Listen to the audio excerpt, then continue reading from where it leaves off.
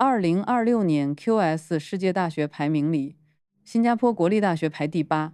南洋理工大学排第12，双双进全球前20，蝉联亚洲第一。这个成绩固然亮眼，但如果你只把它理解成学校厉害，那你只看到了表面。对新加坡来说，大学排名从来不只是教育成绩单，它更像一套国家级的人才筛选系统。这个国家能拿出来和世界交换的，最核心的就是人。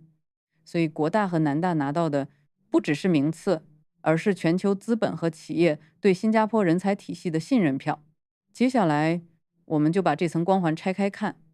要看懂新加坡教育，先别急着看学校，先看这个国家本身。它太小了，没有广阔腹地，没有矿产，连水和能源安全都长期是国家议题。对很多国家来说，教育是发展工具，但对新加坡来说，教育更接近生存工具。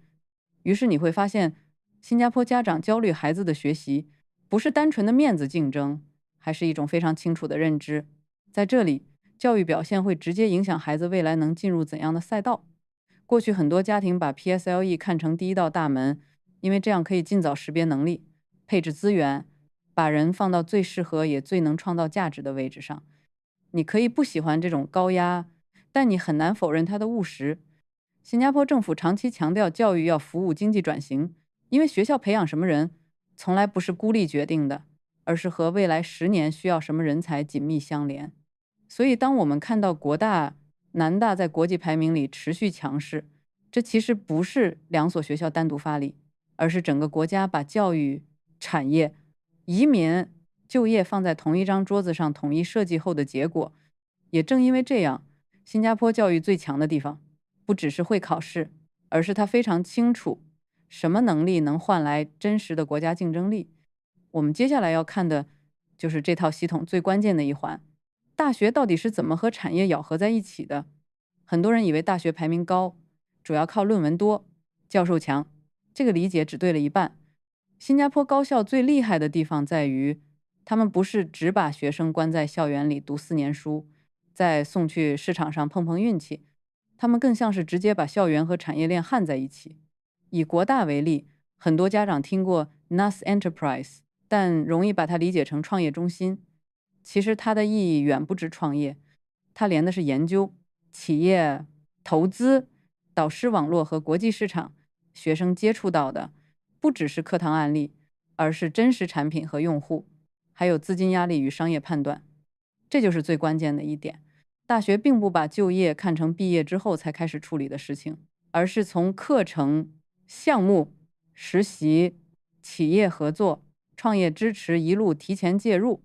学生在校期间就会不断被放进真实环境里接受检验。在很多国家的学生到毕业时仍然停留在我学过什么时，新加坡顶尖高校的学生已经能回答我做过什么，我解决过什么问题了。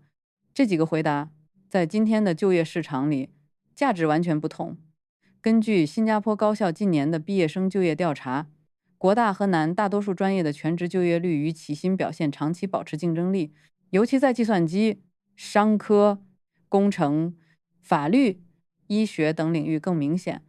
所以国大和南大能拿到亚洲第一，不是因为他们会包装，更是因为他们把教育的最后一部分直接接到了产业最前线。可如果只有产业连接还不够，因为今天的竞争已经不是本地学生之间的竞争，还有全球人才同时上桌。新加坡最狠的一步，在下一层把全球最强的人才密度压进同一个校园里。QS 里有几项指标，新加坡特别占优势，其中之一就是国际教师比例和国际学生比例。因为真正有效的国际化是让学生在还没毕业的时候就进入全球竞争的真实强度。南大这些年在师资引进上非常用心，以极优的科研条件和资源，把全球最有潜力的青年学者尽可能提前吸引过来。一个学校如果能持续吸到顶尖研究者，他拿到的不只是论文和项目，更重要的是最前沿的方法、问题意识和国际网络。学生跟着这样的老师学，差别会非常大。你接触到的不是已经被整理好的旧知识，还有正在发生的新知识。更现实的是，老师的标准会直接改变学生的标准，你会被拉到更高的线上以获得更多的知识。再加上新加坡本身就是开放型经济，学生身边的同学往往来自不同国家，语言、文化、做事方式都不一样，这也促使学生们接受一个现实：高薪岗位不会因为你是本地人就自动留给你，尤其在专业服务、科技、金融、区域总部这些领域，竞争对象本来就是全球人才。Compass 积分制推出后，政策更强调企业在聘用外籍专业人才时的综合衡量，但它同时也在提醒本地人才，未来要拼的不是身份，而是含金量。这种训练短期看很辛苦，长期看却收益颇高。可即便这样，还有一个更大的变化正在逼近。哪怕你进了名校，哪怕你在最强环境里毕业，文凭本身也越来越不够用了。知识更新的速度太快，行业变化太快，岗位结构也在快速重组。新加坡对这件事很重视，他没有把教育只定义成18岁到22岁的事情，而是把教育往后拉，直接拉成一整个人生周期。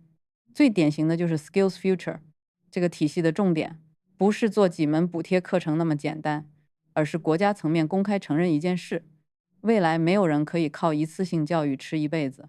你会看到政府持续给新加坡公民提供 Skills Future Credit， 鼓励成年人在职业中途继续学习。近年也不断推出更有针对性的支持，比如中年转型、特定行业升级、短训课程、微证书、企业协同培训。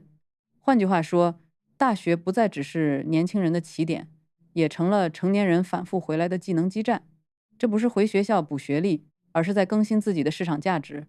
对家长来说，这个提醒其实很重要。我们过去规划孩子，习惯问哪所学校最好，哪条升学路径最稳，哪个专业最吃香。可未来更重要的问题可能是，孩子有没有学习迁移能力，有没有自我迭代的习惯，有没有面对新技术时不抗拒、不慌乱，反而愿意快速上手的心态。真正能穿越周期的，不是一张纸，而是一种持续重塑自己的能力。这也是新加坡教育最强的地方之一，他在教孩子们毕业后该如何继续成长。所以回到最开始那个问题，新加坡教育为什么强？因为新加坡从一开始就知道，教育不是装点门面的事，而是集国家生存、产业升级、个人竞争力三件事的交汇点。国大和南大冲进全球前20当然值得关注，但对家长来说，真正的重点不是再多一层排名焦虑，而是换一种看孩子未来的方式。我们不能只盯着名校入口，更要看孩子有没有解决问题的能力，有没有和不同的人协作的能力，有没有在变化里继续学习的能力。这些东西才是未来最不容易贬值的资产。如果你也在思考，孩子到底该走成绩导向、能力导向，还是两者怎么平衡，欢迎把你的困惑留在评论区，我会继续做更细的拆解。如果你喜欢本期视频，记得订阅频道，之后我们继续聊新加坡家长最该看懂的教育真相